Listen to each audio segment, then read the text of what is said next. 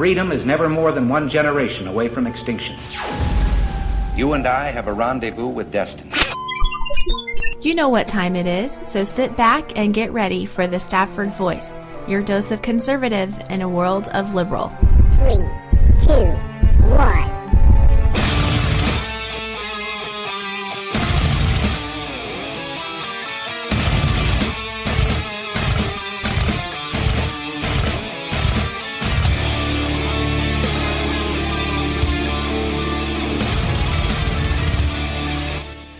Hey, how you doing? I'm your host, Daniel Stafford, and you are listening to the Stafford Voice, where we are conservative in a world of liberal.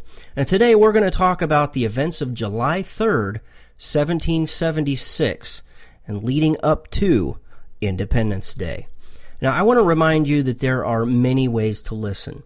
Again, you could be using TuneIn, Stitcher, Spreaker. There's YouTubes. You can even listen on YouTubes.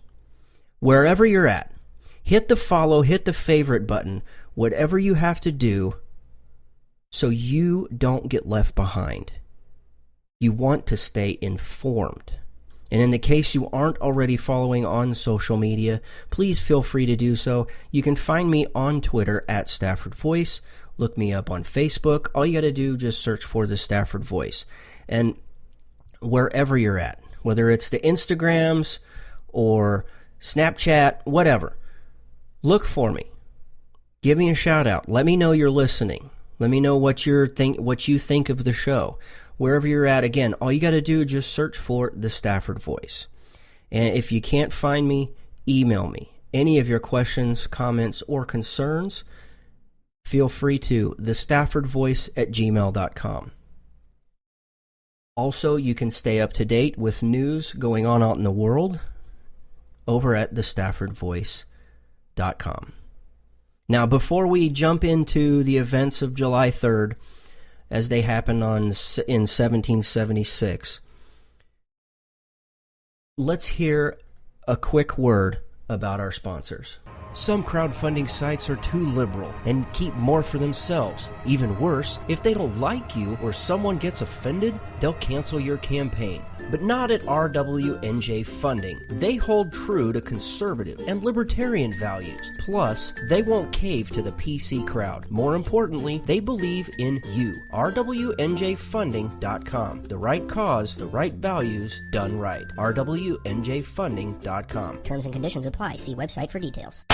Nothing will protect you quite like your sidearm, so why not give it the protection it deserves? Something as strong as the Second Amendment and stands the test of time, and better yet, made in the USA. A Rebel Road Tactical Custom Kydex holster is that and more. Call now and place your order with Rebel Road Tactical at 682-217-4579. Again, 682-217-4579, or online at rebelroadtactical.com.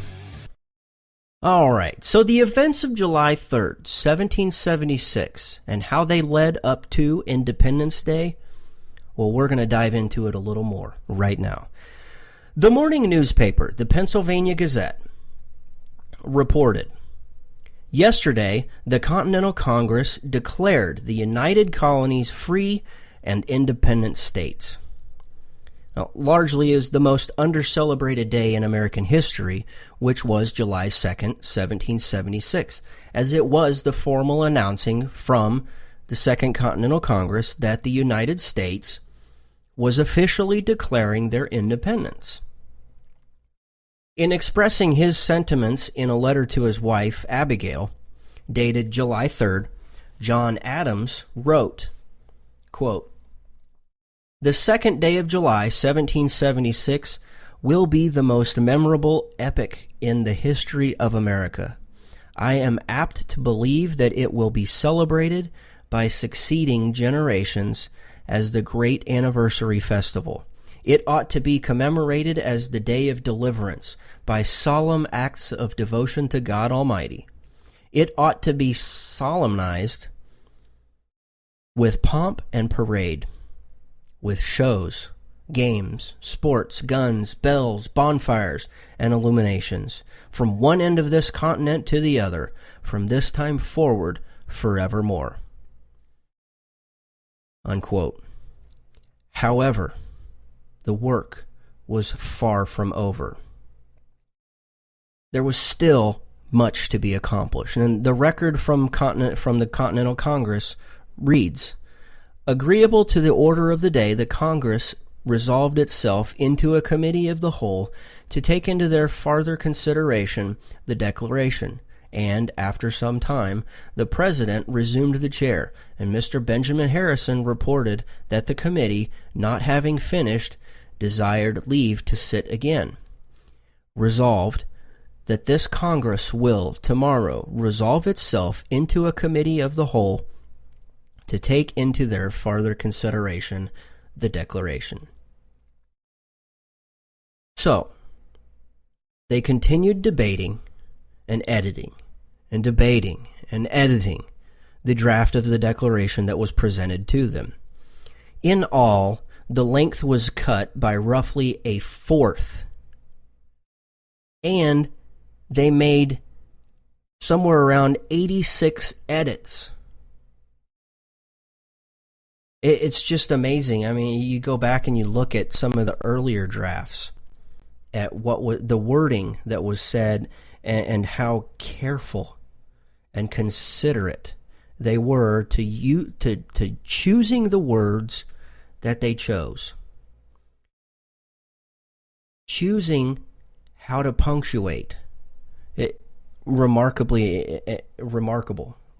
document. I've seen it in person, and it gives me goosebumps even thinking about seeing it. Well, the final draft would continue to be worked on throughout the night, so it could be presented the next morning for a vote. And we'll get more into that tomorrow as we discuss July 4th, 1776, Independence Day. And that's all we have for today, and God willing, the Stafford Voice will be back next time around. If you're not already doing so, follow me on Twitter at Stafford Voice, or look me up on the Facebooks by looking for the Stafford Voice. Again, you can email your questions, comments, or concerns to thestaffordvoice@gmail.com. I personally answer each message, whether it's on social media or via email. I will answer you. I want to personally thank you so much for your time. And until next week, thanks and God bless.